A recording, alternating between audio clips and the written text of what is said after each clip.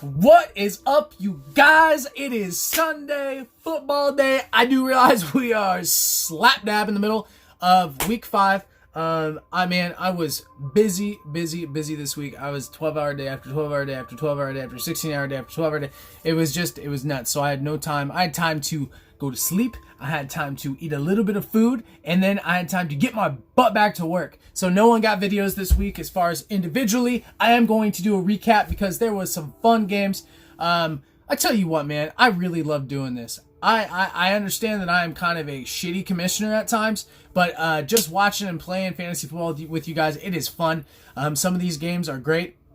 I mean, you always love seeing Where It Hurts lose. You love seeing Minimum Eifert keep his 4-0 status with a point score of 85 points. Nonetheless, there were some fun games, and I enjoyed last week, so I did want to go ahead and recap all of them in a quick fashion. Will Destroy Neumann, which is yours truly, is 2-2, a win over Pocket Dogs. It was a weak win this week. I scored 101 points. Still came with the victory. Pocket Dogs, dude, you got to figure something out, man. I mean, you are stinking the joint up. You got to better yourself. Read a book. Do yoga. Make some trades. Get on that waiver wire. Something. Because it's starting to stink in here, and it smells like a pocket dog. So, do a little bit better. Figure your shit out, man. The complete opposite of suck. Bulldogs. Bro. Just put a shellacking. Bulldogs scored more points than Mystery Night. Almost as many points as D's Nuts scored with his entire team. That's how many points Bulldogs scored over Mystery Night. That game was over Thursday night at about 8:32. It was a complete shellacking. There was no chance for Mystery Night at all this week. And nice work, Bulldogs. I've been playing fantasy football and baseball with Bulldogs. He's my Uncle Scott. Dude, he just winning is a habit. Like, he is top 1, 2, or 3 in anything all the time.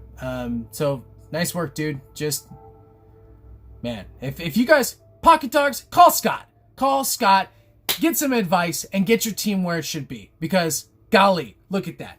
195. I'm sorry, 165. It's a good score. You want scores like that, Pocket Dogs. Call Scott.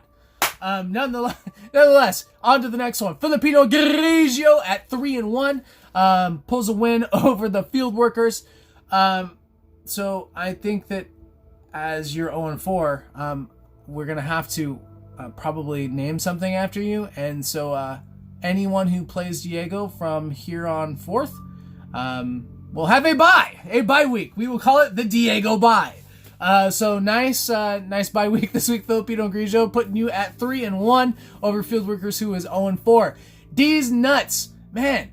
Minimum Eifert keeps his 4-0 record with a score of 85 points.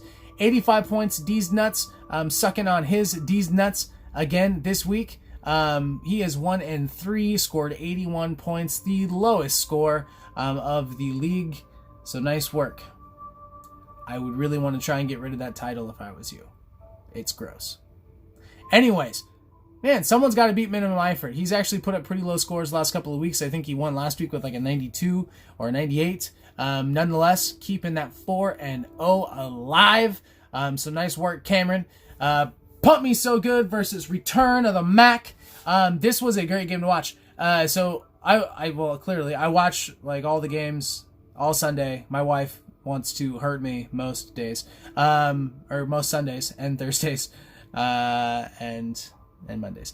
Nonetheless, I'm paying attention to most of these games all the time. At one point, Pump Me So Good had a 7% chance of winning that game. So, nice freaking work. Nice comeback win. MVP of the week. Whatever you want to call it. That was nice work by your team. That brings you to 3-1. Return of the Mac at 1-3. And last but certainly not least, my captain, Super Bowl winner of Field of Goats 2 years running. Man, I love watching this guy lose. And it is just for that reason. I mean, Norman's, I feel like he's just gotten used to being, called things like winner and champ. And he's taken it pretty well nowadays. But it is so annoying listening to him talk about it. So, whenever anyone like Johnny Vance McDonald can put a fat L next to Norman's name, everyone is happy about it. It was actually a pretty close game, the closest game of the week. Johnny Vance McDonald versus Where It Hurts. Johnny Vance comes away with a victory, leaving him at a 4-0. He is undefeated, and his team is actually good, unlike Where It Hurts. So it is. I'm actually playing him this weekend, unless Pat Mahomes can score like 50 or 60 points. I'm screwed. So, Johnny Vance, nice W, 4-0. Where It Hurts, 1-3. Man, everyone is looking good except for Pocket Dogs and D's Nuts and the Field Workers and Minimum Effort and Return of the Mac. No, I'm just kidding. Everyone's looking pretty good. Man, let's see some trades. Make some things happen. Because I tell you what, there is definitely some room for improvement, including on my team. So, I hope you all have a great week 5. Enjoy football. And holy crap, how about that win on Thursday?